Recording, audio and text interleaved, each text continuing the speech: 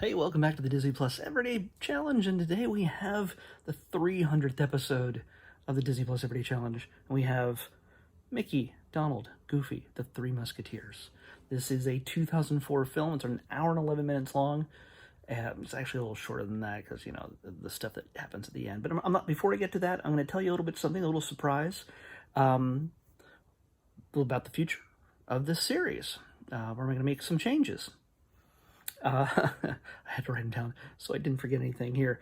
Some of the little things. Right now I've been using pretty much a random.org. I've been using a website to randomly select a number. Well, I'm gonna change that up. I've got an app now that will select the number for me from the range, and then it will take it out of the loop after I use it. So no more repeats after a certain point, and that certain point will come October 1st when I reset the list. I'm going to cut out all the stuff that we've already watched.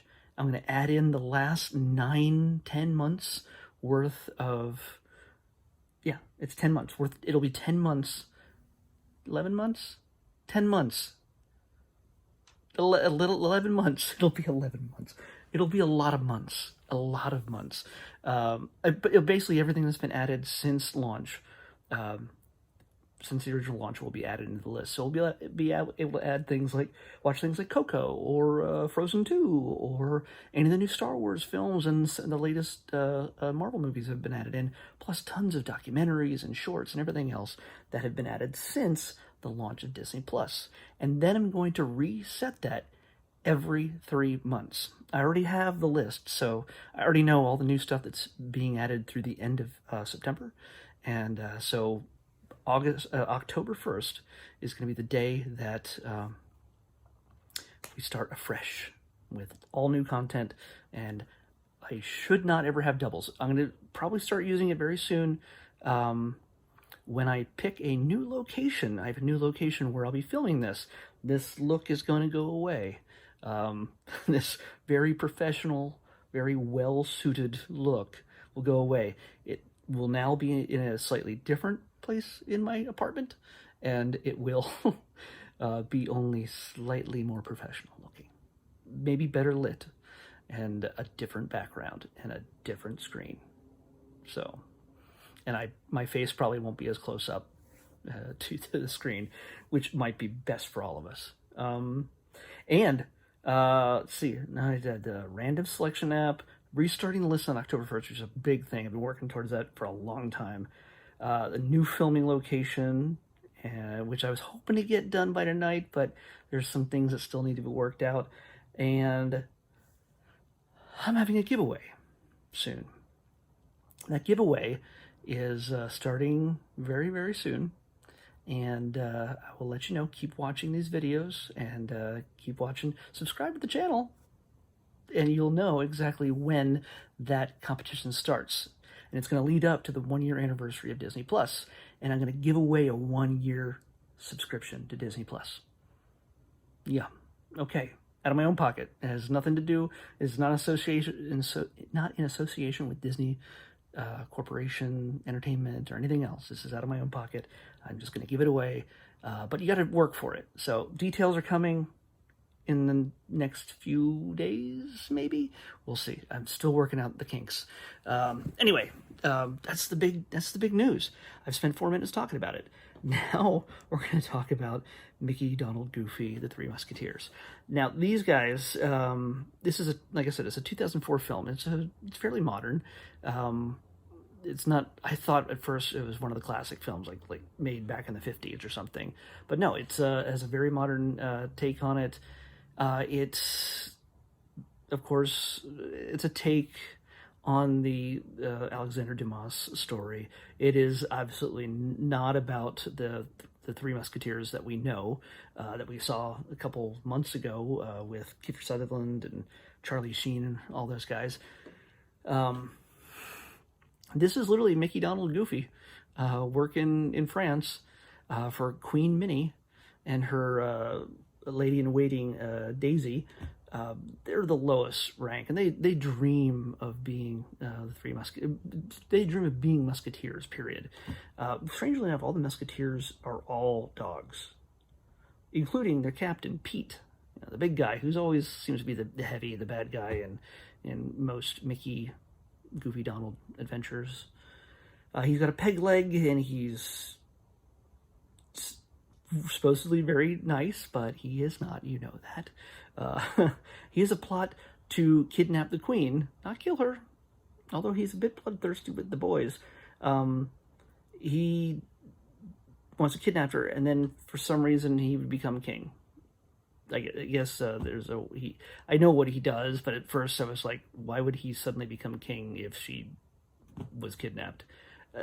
That's explained later in the film. It's a very thin ruse, but it's still a ruse that apparently works for at least a short time. Because you know the good guys are going to win in this thing. I'm not really surprising you with that. So, yeah. The three guys, they were rescued by the Three Musketeers. The Musketeers, the ones we know, when they were kids, when they were very little. And one of them gave Mickey a hat to keep. And that's been his prized souvenir forever.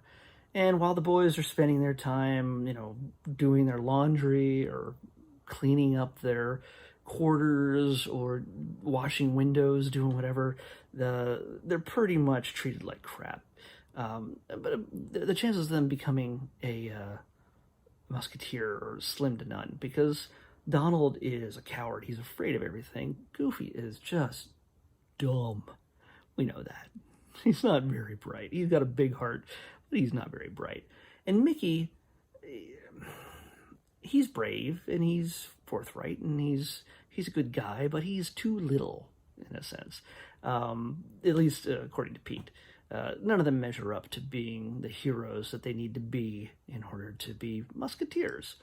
And of course, in order for Pete's plan to get off to happen, he needs to be able to kidnap Minnie.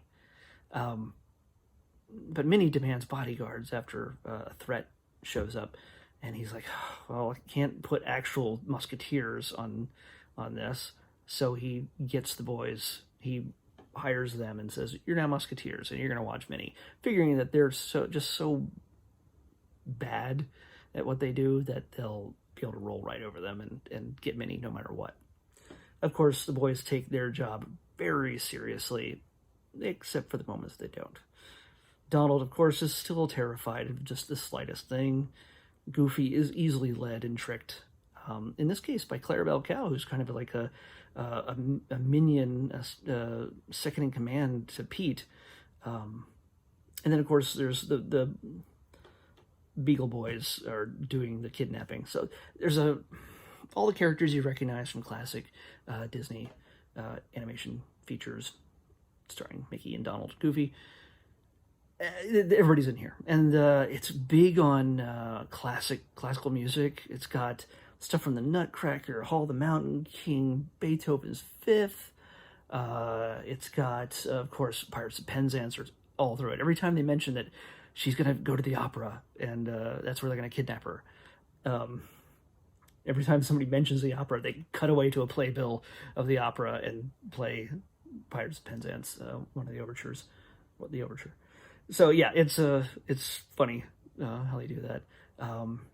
The recurring bits. There's a little bit of modern humor. There's parts. One of the parts I love the most is it seems that when everybody rips off their clothes, they have another outfit underneath it. In one case, where Mickey has his outfit torn off of him, and he's just got his classic red shorts, and he poses for a second in his normal Mickey pose, like his classic Mickey pose. It's kind of funny. So it's a kind of a self-aware animation thing, and when Donald says like, "I quit, I'm not going to do this anymore," he pulls off his Three Musketeers outfit, or musketeer outfit, and underneath it is his classic sailor outfit. And then when he's ready to join back up again, he pulls the sailor outfit off and his musketeer outfit's underneath it. So there's a lot of great bits, and Pete even does it at one point. It's kind of really funny. Yeah. So, but one of my favorite musical moments in this, I have to, now that I'm thinking about it, and I just mentioned music, is Clarabelle's job is to kind of off Goofy, throw him off a bridge. So it's kind of dark, but he quickly falls in love with her. And I know there's been a lot of contention, questions in the past as to whether Goofy is a cow or a dog or something else. And I know there's people that have had different opinions, and maybe it's all been discovered. But whenever I see somebody posting about it online, I'm just like, I don't want to go into that because there's probably just going to people be needlessly arguing over it. I don't know. I'm guessing he's a dog, but he falls hard for Clarabelle, the cow. And their faces are different, their noses are different, and everything else. That he can't really be a cow. So yeah, anyway, but dog cow love, and he loves himself into freedom. And Daisy, well, wait, Mickey and Minnie and Daisy are voiced by Russi Taylor and Tress MacNeille. They've been doing Disney stuff forever and ever and ever, especially Russi, who passed away recently. She's been doing Minnie forever. But to me, I know them best as voice actors on The Simpsons. So Martin and Milhouse and just tons of other characters throughout Simpsons. And yeah, it's kind of great just to be able to see them here. And by the way, Daisy looks so much different to me in this one because she has hair. She literally has blonde hair, and it matched with her, the way they animate her big eyes. She looks great. Looks great. I'm not trying to be weird about this. That'd be really weird. But it's a look that I've never seen them do before, and it's kind of neat. So I like the way they depicted her with her hair down and stuff. So yeah, it's not weird. It's not weird. I'm just saying. Yeah. Anyway, yeah, everybody pairs off, that kind of thing. That's, Clarabelle and Goofy and Mickey and Minnie, and that's the big thing. Minnie wants to find a man, and Daisy's like, you got to find a guy who's royal blood. It can't be just having a commoner. And, of course, forbidden love makes it even better for Minnie, apparently. So all sorts of forbidden love going around here. Of course, Daisy, it actually makes a very, she has a conversation with Minnie, which ruins the Bechdel test, but fails the Bechdel test. But the two of them are sitting around talking about the boys, and Daisy mentions, like, I'm not desperate, I'm not guided by fate. It's like, if I was, and then I'd have to go out with that duck, and they laugh about it. So that's kind of funny to me. What was the other moment? Oh, there's a whole part where this is where they're really aware of the tropes of a Mickey, Goofy, the Disney guys kind of movie, is the fact that at one point Donald is freaking out. And Donald, when he speaks, can be handled in short bursts. You can understand what he's saying in short, simple, often slow bursts, where he's explaining something or says something somewhat normally in his voice. At one point, he just goes on for like 20 seconds, just explaining what's going on, trying to tell Mickey what's happening, what he discovered, and Mickey just looks at Pluto like, Donald, I have no idea what you're saying. And so yeah, it's one of these. There's a lot of great humor in this. It's got a humongous heart. It could be seen as cheesy to a lot of people, but this is Mickey. It's Mickey. So there's going to be a lot of hope. There's going to be a lot of I don't know if I want to call it naivete, but they're hopeful, and the heart, the goodness wins out in the end. And yes, there's sword fighting. So you got a lot of sword fighting at the end, especially, and just crazy, wacky musical numbers and everything else. Yeah. And by the way, this starts out more weirdly than any other Three Musketeers movie ever, because it starts out with a production assistant waiting to call the narrator to the stage to perform this Three Musketeers story live, I guess. But, of course, something happens to the narrator, and the turtle gets thrown into the spotlight, and he has to tell the story, which he kind of wanted to do in the first place because he wanted to also show off some of his songs he wrote for the movie. And so he appears repeatedly at different points as a troubadour who sings a song on his lute and starts the different musical numbers every once in a while. So it's a neat little recurring bit, and he's very French, and it's Rob Paulson, so he's Yakko, Pinky. So yeah, he's from Animaniacs. So we got, by the way, yeah, Bill Farmer's Goofy. Let's see, Tony and Simo. Why can't I say my eyes are not really good? And Selmo is Donald Duck, and Wayne.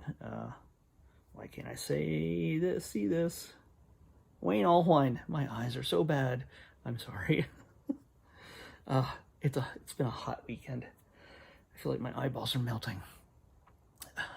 It's hotter in here than it looks. So yeah, that's you have to look Mickey, Donald, Goofy, the Three Musketeers, because there's other Three Musketeers stories on Disney Plus. You have to be very clear: Mickey, Donald, Goofy, and then you'll get what you're looking for. If you haven't already watched it, like you should have when I told you about it yesterday. So yeah, happy 300th. Thanks for joining me. I'm yeah, still gonna have it. Still gonna end up using the Excel document to pick the numbers, but we have some surprises coming with at least this randomizer, which just failed me again, and I have to reset. Come on. So yeah, Mickey, Donald, Goofy, the Three Musketeers. If you get a chance, check it out. If you like those kind of guys. It surprised me. I liked it a whole lot more than I thought.